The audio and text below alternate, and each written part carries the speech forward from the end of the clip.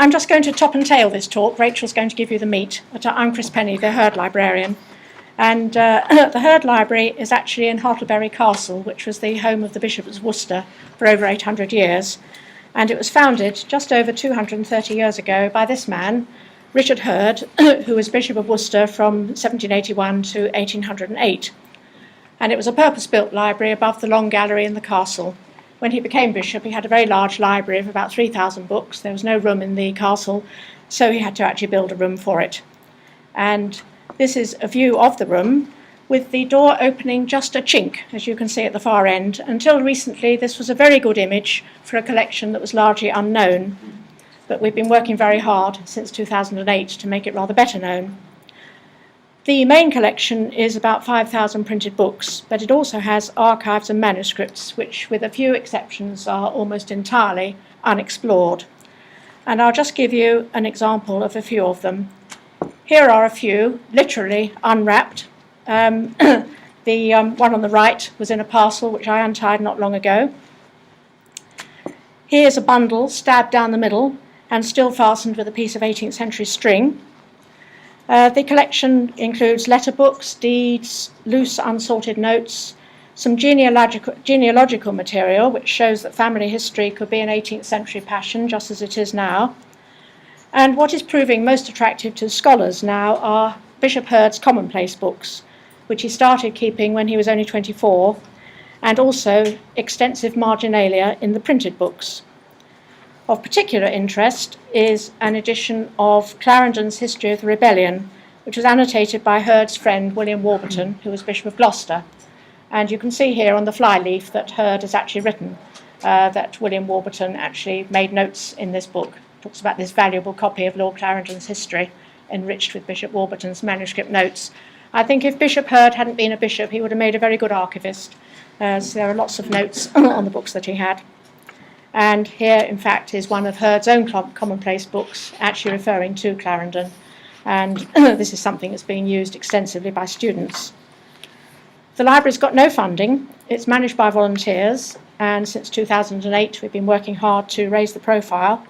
In 2009, we had the enormous stroke of good fortune by attracting the attention of the University of Worcester. And Rachel, who used to work for the university, is now going to tell you a bit about that. Thanks, Chris. Yes, I escaped, which meant I could do a lot more with the Hurd library, which is great. So, a partnership between the Hurd Library and the University of Worcester grew originally from the interest of the early modern research group at the university. And here's just a shot of the front page of their website. The group sits within the Institute of Humanities and Creative Arts. It was formed to bring together staff and external scholars with a wide range of interests, including, for example, medieval drama and pageantry, Shakespeare, the Jacobeans, witchcraft and the devil in the Renaissance, Irish history, 17th century landscape poetry, and we are finally now up to the 18th century in fiction, poetry and journalism. So you can find out more about their activities if you're interested by just going onto their website.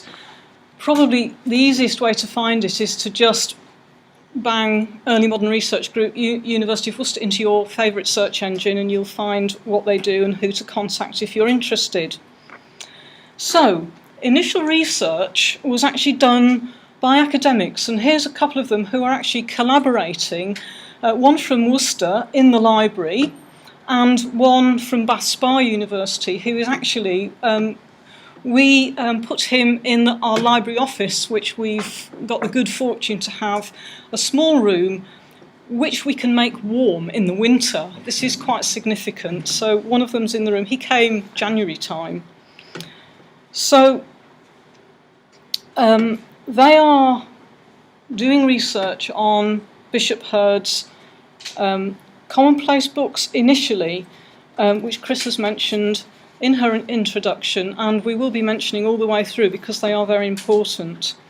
So, these books, just to give you a little bit of background, are a rich source of information which, because they contain Hurd's personal collection of quotations, observations, political views and information on topics of personal interest to him.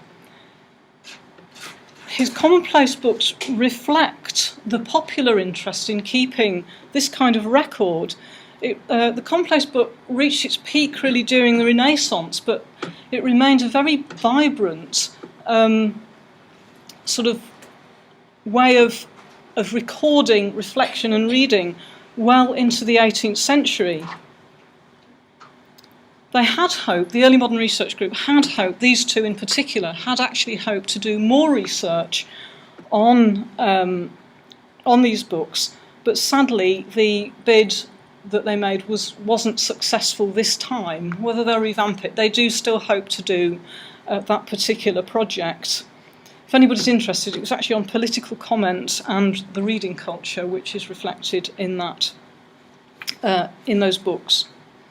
But of course, the introduction of both undergraduates and postgraduate students to the material available in the Hurd Library was high on the agenda of both partners. And the first group came to visit the library in 2011. The academic staff involved planned a workshop to introduce a group of master's students to the material with the following aims.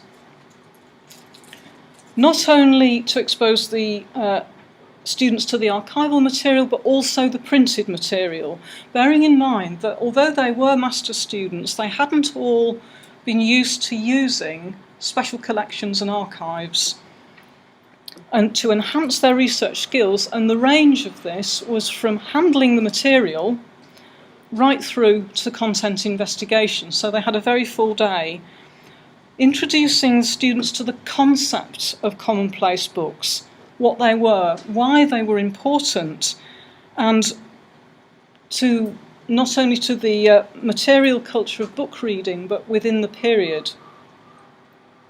And just to give you a tiny little bit of background on the commonplace book, they shed particular light on Georgian men and women's experience as readers.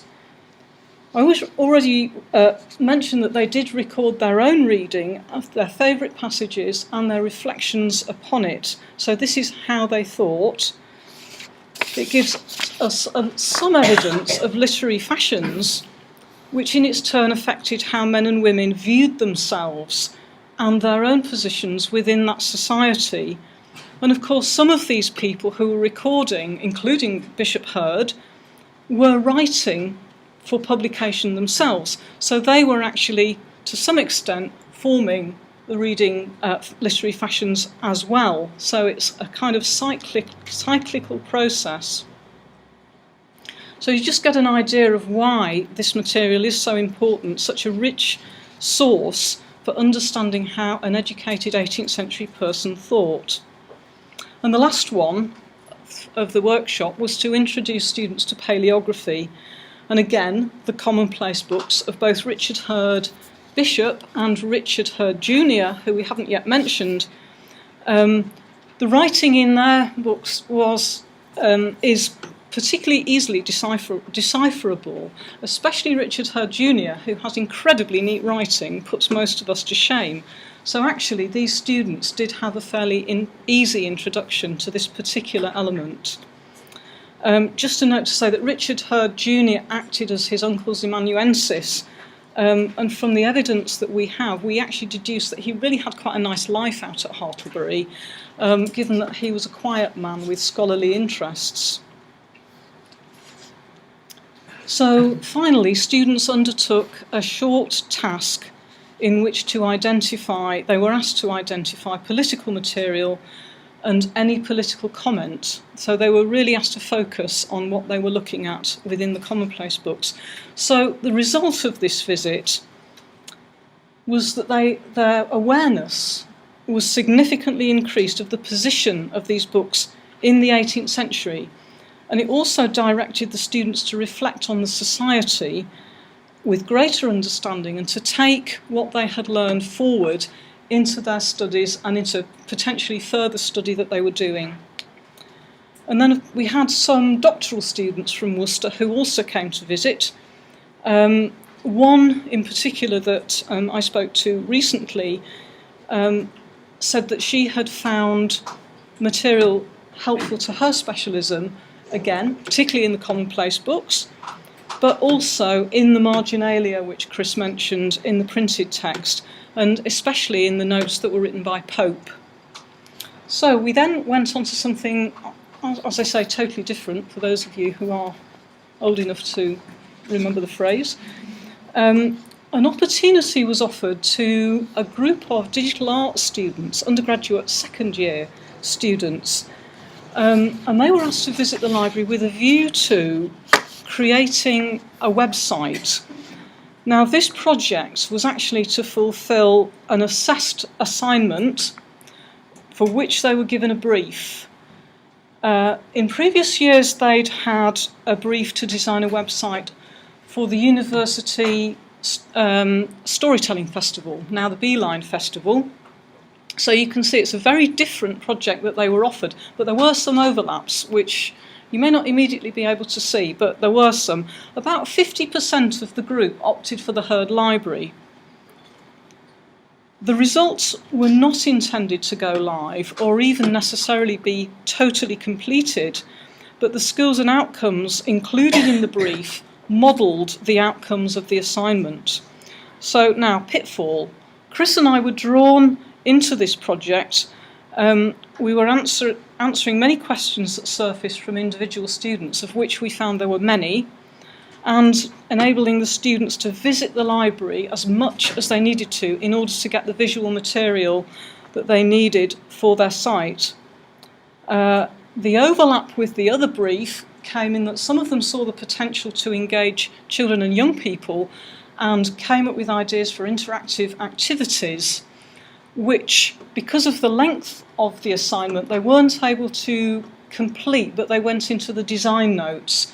And it would be that would be something that in the future, maybe on a future site, that could be incorporated.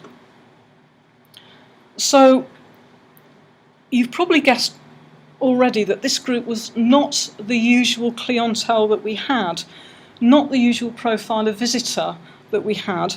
We had no idea how they would react. They're working in a media that's totally the other end of the spectrum from 18th century material, but their enthusiasm for both the room, which is actually important, and for the material was refreshing.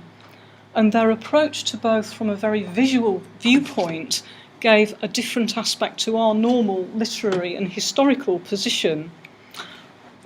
And here is the caution that we just wanted to put in, that Chris and I had not quite anticipated the amount of time, energy and input required from us, which we were happy to give. It was just a little bit of a shock at the time. We had to kind of build it into a lot of other things. But we did manage to accommodate the needs of the students whilst maintaining very good relationships with the academic staff, their lecturers, who were also involved in the project. And when those two elements are present, it is actually possible to make almost anything work. So adaptability and maintaining good relations, which has actually been said, I think, on almost every paper that I've heard already today. And finally, saving the best until last, I was going to say, a major element of the partnership consists of a lottery-funded Skills for the Future project, Trainee, and Skills for the Future has already been mentioned, shared between the University of Worcester Research Collections and the Hurd Library. The first 15-month placement started in 2011, and we now have our second trainee, Alison, who is over here. I'm pointing her out so that you can ask her all the difficult questions at the end. She started in April this year and is with us again for another 15 months. And her work includes, as you can see here, investigation of genealogical papers and the creation of a database of provenances and marginalia in the printed books. And I say includes. We are working her very hard.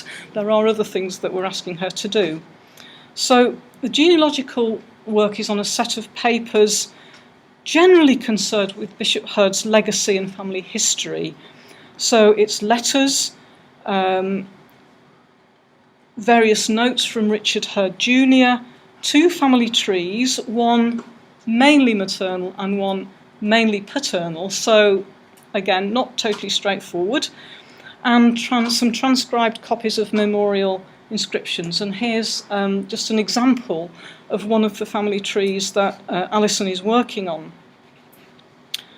And Alison's also created documents summarising the information on the family trees, and has compiled a small database of the papers related to them, with various sort of fields, and using some of the information actually that she has found within the papers and on the family trees. Any potentially useful information she has recorded. So if you want more information on that, you know who to ask.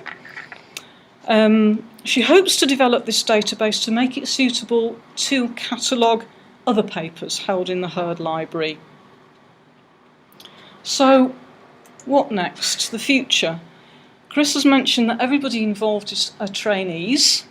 Are volunteers. So we have our volunteers and our trainee. We hope to involve volunteers alongside Alison in the catalogue work with both archives and books. That's not so scary as it sounds for those of you who sort of are horrified at the thought of volunteers being let loose on a catalogue. It's not so horrific as it sounds. Ask us questions about that afterwards if you would like to. But also to continue work on the database of provenances and marginalia. Now, an index to this aspect of the resources has been identified by our visiting researchers as something that would be particularly useful to them. There is some material on it. There is a list of marginalia. There may be others that haven't been found yet. You can imagine 5,000 books. Not every page has been turned, but that would be the most useful thing. Yeah, and as regards Early Modern Research Group, they still hope to secure funding, and they hope to continue, as they have been doing, to present papers at international conferences on Hurd and all his works. And I'm now going to hand over to Chris just to wind up. Yes, well, I think what we've learnt really is the mutual benefit of working with university staff and students. I've always thought that it's the job of archivists and librarians to help the scholars to find out the knowledge. I think the two are completely interdependent. As well as the partnership with Worcester, we've actually had some others. We've had a research student from Hurd's old college, Emmanuel College, Cambridge, studying episcopal palaces. We've had a professor from Ohio working on the notes in Clarendon. And we've had our own English department here. Hugh Adlington from the English department here has been working on Hurd's notes on Milton. And just recently I had a contact from another member of the English department here who wants her MA students to develop some research experience by looking at our archives in December. So that's going to be a real challenge to keep them warm. All these contacts, I think, have been very helpful to our colleagues, but to us it's been an absolute godsend.